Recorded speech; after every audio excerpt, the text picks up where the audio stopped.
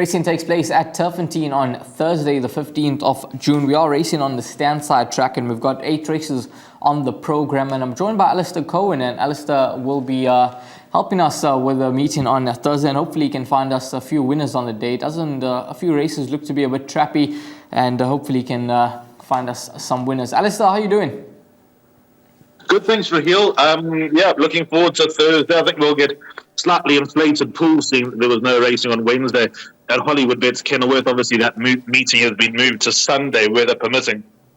So I think that this Turffontein card will provide a little bit of cheer for punters. I wouldn't describe it as a straightforward card, but it's not a bad card. So I'm hoping to steer people in the right direction. I'm very happy that I tipped the pick 6 on Sunday at Turffontein. And then I thought I was unlucky on Tuesday with Empress Game missing out on the bar pot, which was my suggested bet. She took an awkward strider with 200 and got run down by her stable companion with a big roughie finishing second. But Lulu's boy in the last race, I think, got everybody out of it. So not all bad in the end.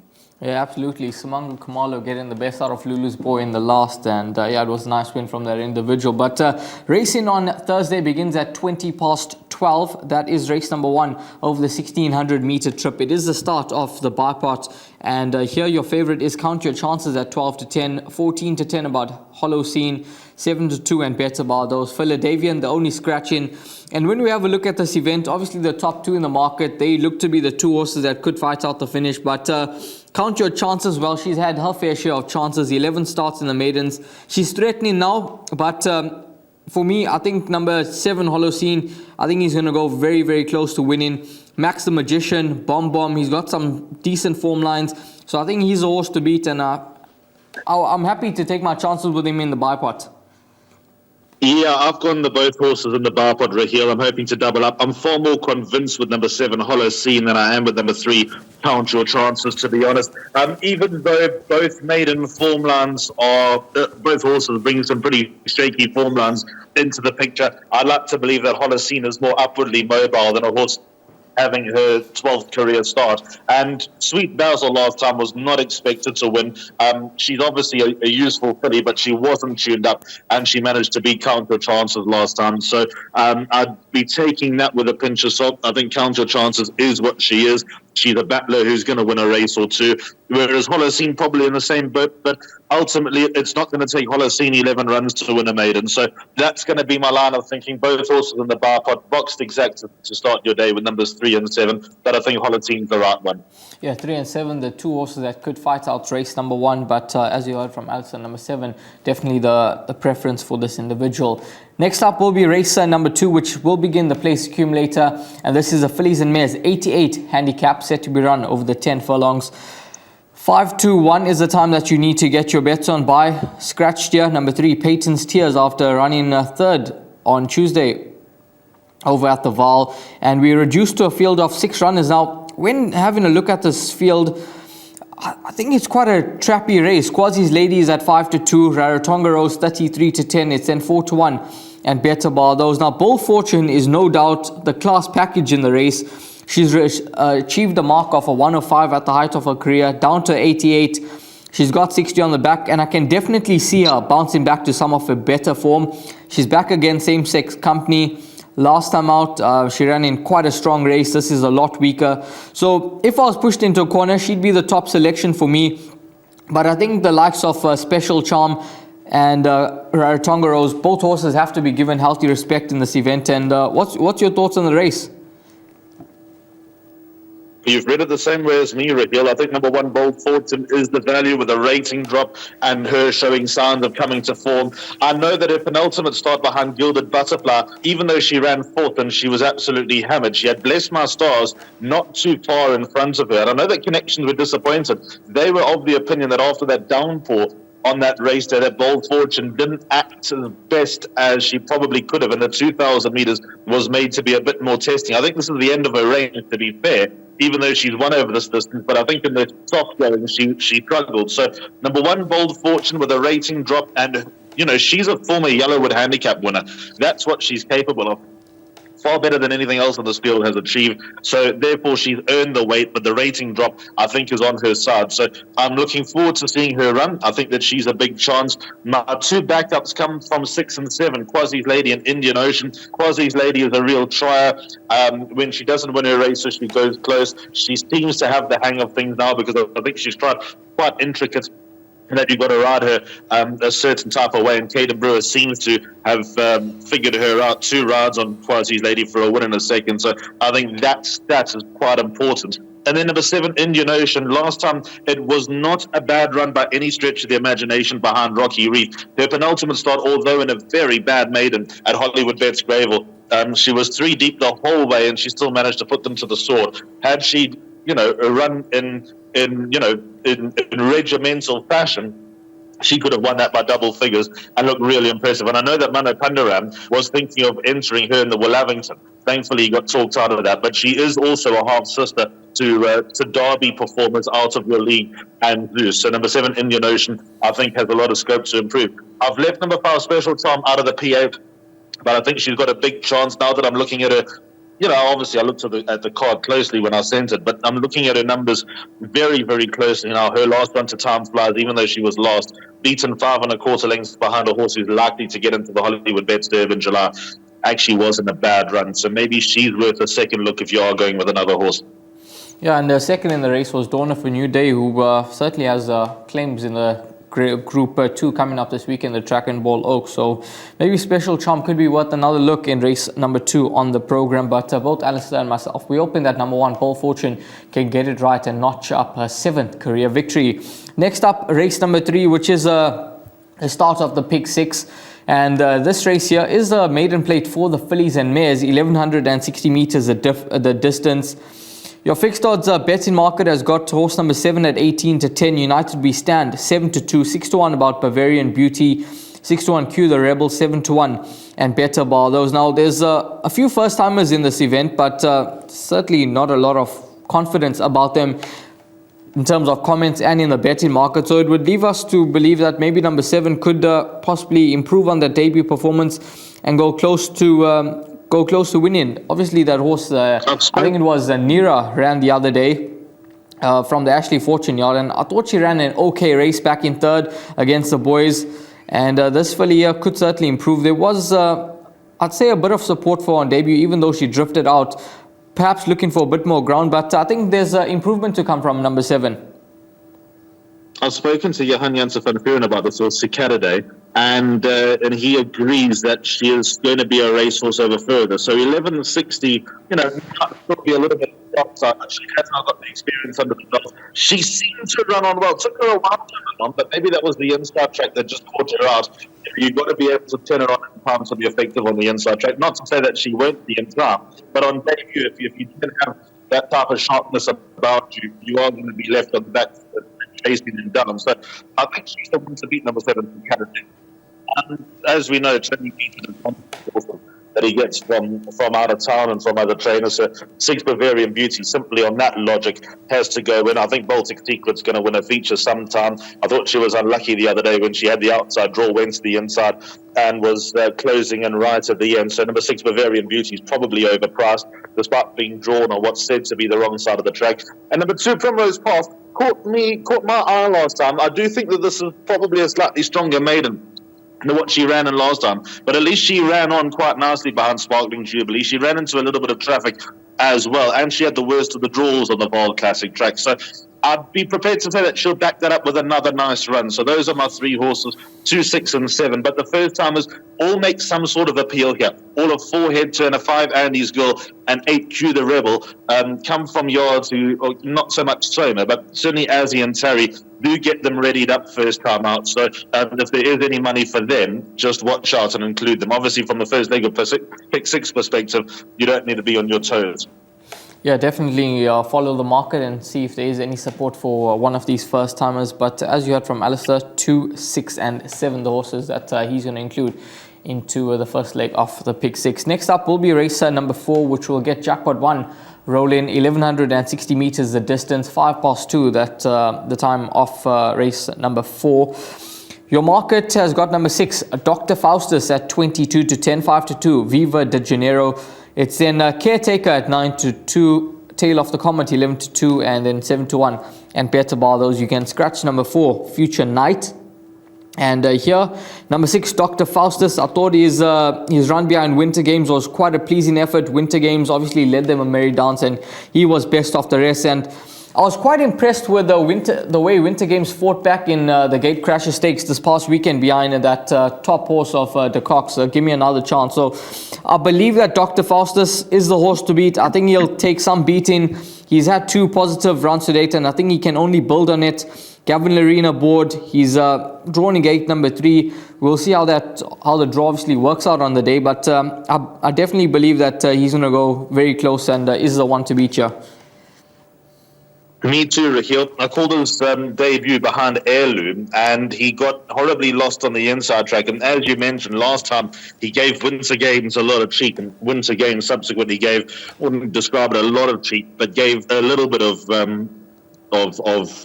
a worry to Give Me Another Chance, who was the pick 6 banker on Saturday, Hollywoodbets Greyville. So I think number 6, Dr. Faustus, has got plenty going for him. He's had 40 days since travelling back from Durban, so I wouldn't put anyone off from that perspective. And also, when you consider that he's a half brother to Dr. Doolittle, only came well after a couple of runs, and to be fair, also came well over further. Maybe Dr. Faustus will do the same, but I think he's developing. I think he's maturing. I think he's going in the right direction, and I think that he'll win. So he's a bipod banker.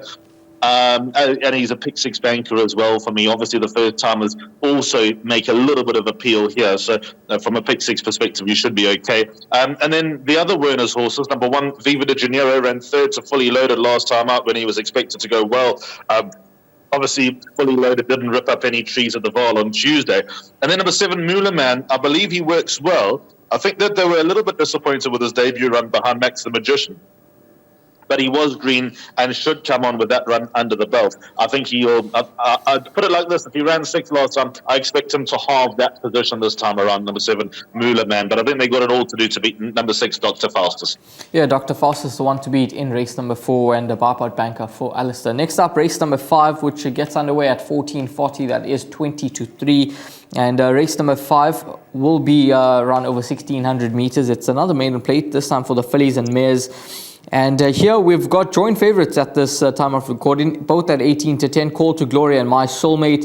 It's 4-1, Inevitable, 5-1, Silver Hunt, 12-1, and better bar those. Now, before we touch on horse number 7, My Soulmate, Alistair, I must say thank you very much for your comments about that first timer the other day. I think it was on Sunday, Jess Bieleka from the Candace Dawson yard.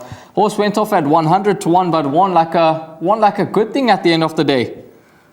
Yeah, and at least I warned everybody. I'm still being accused by a few of our colleagues. I know that you're obviously part of the conversation, not that you've dived in, of knowing something and not disseminating the information. So all they had to do was watch the Gallop TV preview, and they would have known that Just Bieleka was expected to run a big race. So, very pleased with that. So looking forward to her future. And the fact that she's an uncharacteristic William Longsword, and that she's actually quite stocky and muscular as opposed to big and looking for distance. Maybe that could be the secret with her. But anyway, we digress. I'm going to tip you another Candace Dawson winner here, number 7, My Soulmate. To be fair, Raheel, I think the only horse that I'd be worried about is Mike Lecoq's number 8, Silver Hunt, who steps up in distance and should relish it. But number 7, My Soulmate, her debut run behind Prince of Green was a pleasing run. Out of that run, there was a horse called White Pearl, who ran 2nd to Prince of Green, and White Pearl, I think, is reaching for a pretty high level. Now, you can make the argument that White Pearl was underdone on that occasion, but I'll also make the same argument about My Soulmate. Her last start, she just got horribly lost coming around the turn. Took her forever to pick up a stride. She's come on with a run under the belt. The more she races, the further she goes, the better she'll be. And there'll be a disappointment if number 7, My Soulmate, doesn't win. I had a close look at the form lines of number 1, Call to Glory. Even though she's overdue, she's been costly to follow, and she does stand out on paper. Her form lines are decidedly weak. It'd be great for, obviously, Turffontein to get a daughter out of Smart Call to get into the number 1 box, because she'll be very valuable at stud. But the fact that she went down to Hollywoodbets Scottsville last time, ran to Faiza and got beaten there, that is a big worry. And then number 8, as mentioned, Silver Hunt to me is the biggest danger to My Soulmate. A sprint up on debut where she was all at sea. She He kind of stayed on last time behind Colorado Creek. You sadly didn't rip up any trees over the weekend. But with that said, there have been winners out of the form line. So just to call up those winners quickly, out of Silver Hunt's first run, Dolchez has won, Kingdom of Gold has won, and RV League has also come out and won, and Dakota Cat ran a nice race in defeat. So all that stands well. But I reckon if you had to ask Mike DeCock right now who is better, White Pearl or Silver Hunt, and White Pearl being the My Soulmate angle, I reckon he'll tell you White Pearl. So My Soulmate, strong suggestion, race 5. Yeah, I'm glad that you've given us some confidence there, because I was actually going to ask you, can we bank this individual? Because like you, I had a look at Call to Glory's form lines and I wasn't impressed at all. So yeah, number 7, My Soulmate, the one to beat, and let's take our chances and bank this one in the all bets here. Pick 6 place accumulator bipods, and Gavin Lerena aboard for the Candice Dawson yard. And as you heard from Alistair, number 8, Silver Hunt, the horse that could possibly be some decent value. And just having a look at her current price, she's at around 5 to 1 in the market, horse number 8. So maybe some exactors, 7 by 8 to have a bet in race number 5. Next up, race number 6, and race 6 goes off at 3:15. And this race here is a MR 82 handicap over 1600 meters, and it's quite a competitive event. Not entirely sure I agree with who's favorite in this race here, but nonetheless, I think that Celestial City could go very close. Bob's Your Uncle, another horse that could run well. Royal Guide, 4 to 1, narrow favorite in this race after he beat Kambulu last time out. Not blown away by what he did beat on that occasion. Obviously, he can improve, but I'm not convinced about him being right there at the top of the boards. The source, Bob's Your Uncle, I just start to think, what happened to him on debut? Because ever since his debut run, he's just flourished and he's turned the corner and he hasn't looked back since. And on his penultimate start to Celestial City, he'll certainly get a lot closer. He's half a kg better off. So I think those two horses have to go in Alistair. Angel of War, Vitellius, who is 2.5 kgs better off at the weights with Celestial City, so could go close as well. And then the value in the race for me, I think, is horse number 9, Rain or Shine, at 12 to 1 in the market. He's a talented son of Soft Falling Rain. He's got his issues. That's why he's only had 5 starts. It's well documented. He moved from Peter Muscat to Robin Klaassen. I thought it was a very, very pleasing last start behind Tazona, who ran very close up behind Spin Doctor just the other day. And I think he's a huge runner at 12 to 1. Raheel, you know, when I looked at this race the first time, I saw it the same way as you, and including a few horses, and prepared to make a case review. But I actually woke up this morning, looked at the race again, and made up my mind that I'm going to have a small bet, not a big bet, a small bet on number 10, Royal Guide, a horse that you've actually put me off. No, just hear me out. Look, am I confident? No, but this is my line of thinking. Being a 4-year-old, he could only get a certain rating coming out of a maiden. So if you win your debut as a 4-year-old, the maximum you can get, I think, was a 70. And obviously, being a 4-year-old, Royal Guard, they couldn't hike him up. I mean, you see all these maidens, these 3-year-old maidens that have run 8 times and come up the maidens rated 80. Yes. So Royal Guard, I'm going to take the stance as a step ahead of the handicapper, a step or 2 ahead of the handicapper. He won impressively last time, but he didn't beat anything of substance. And had he not won, there would have been an outcry going off at 3 to 10.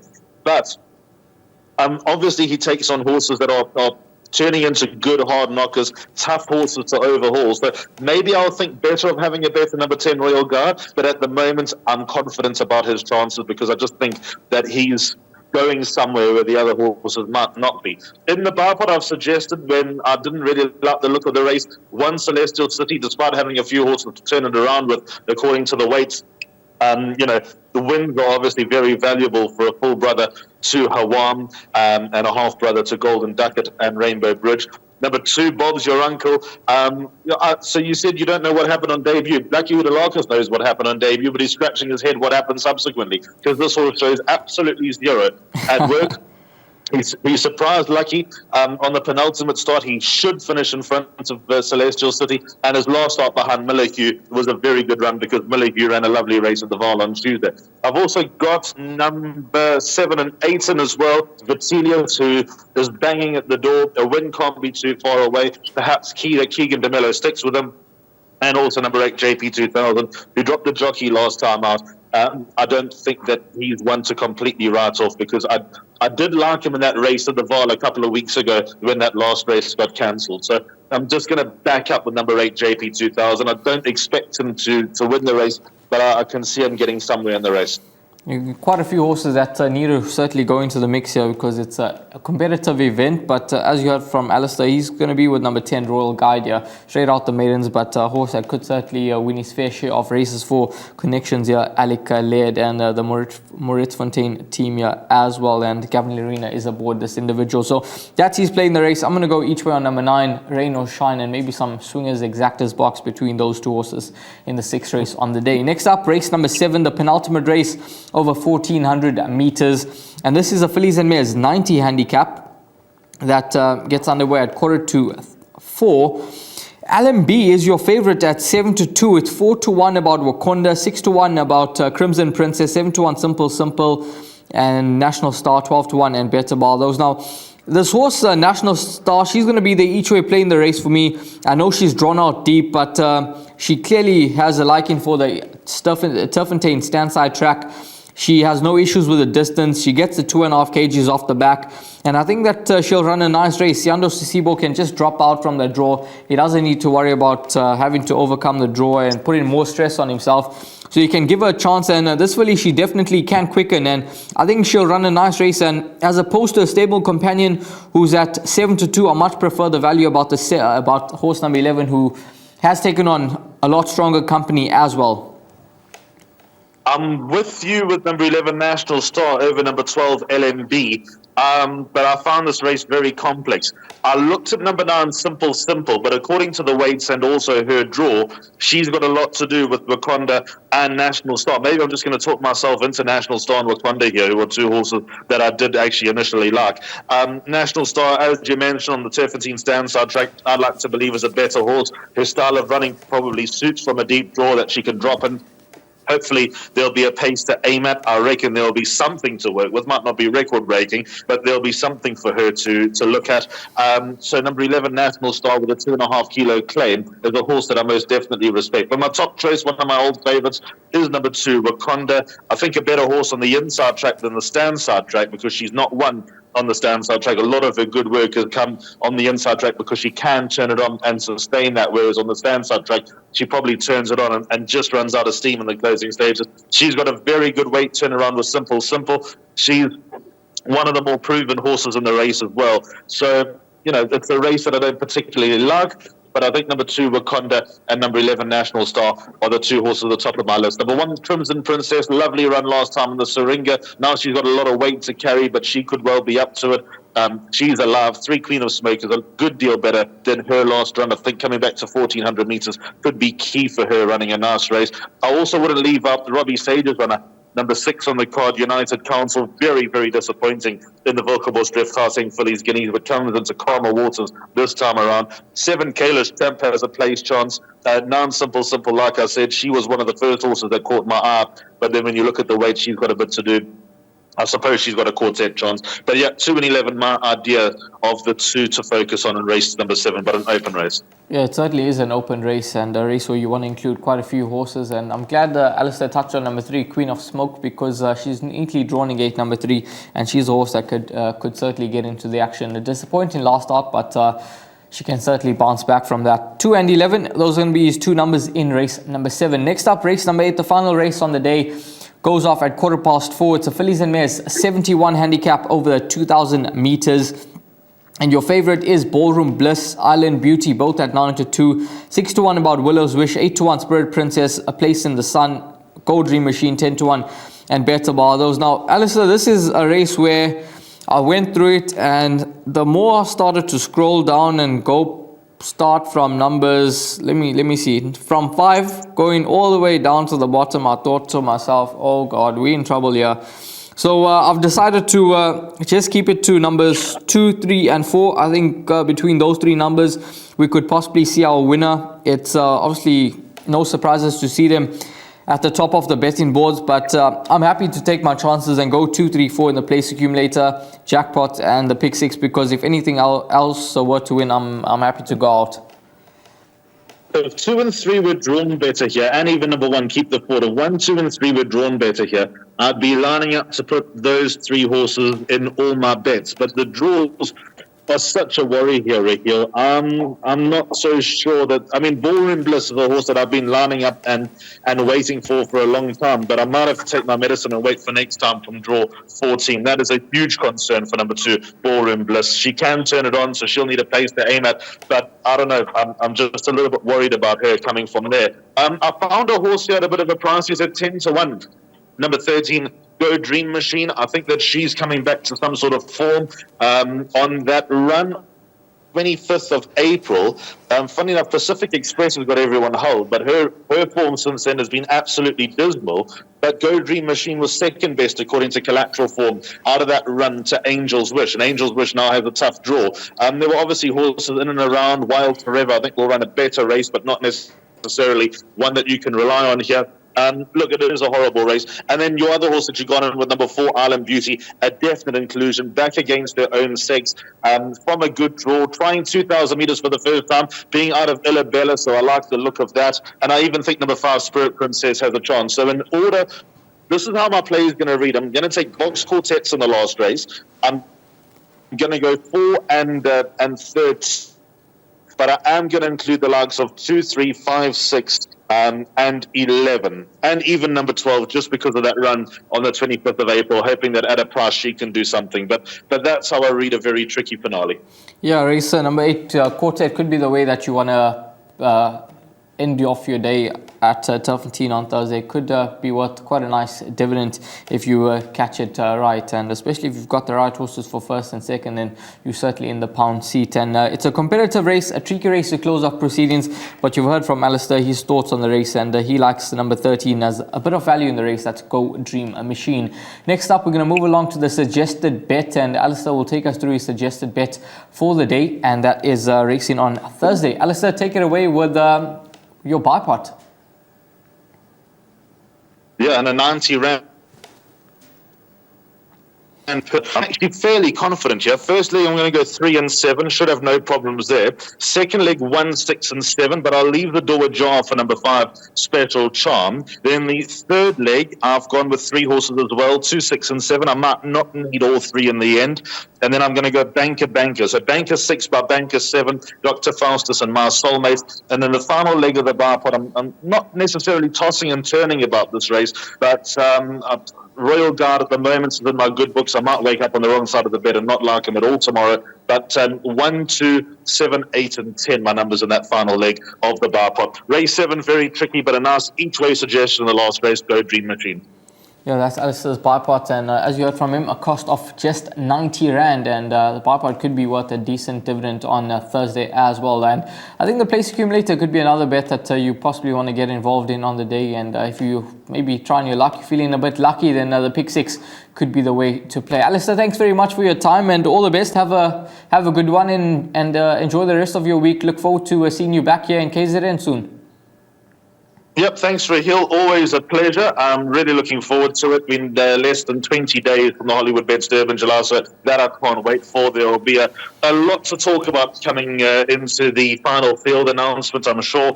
But all in all, the 1st of July is just the day that you want to be at Hollywoodbets Greyville. There's nothing quite like it. Yeah, it's definitely the time to be a racing fan. The Track and Ball Derby, Track and Ball Oaks this coming weekend at Hollywoodbets Scottsville. So plenty of racing to look forward to. And we do race on Thursday out at Turffontein. All the best to you, and hopefully you manage to make lots of cash.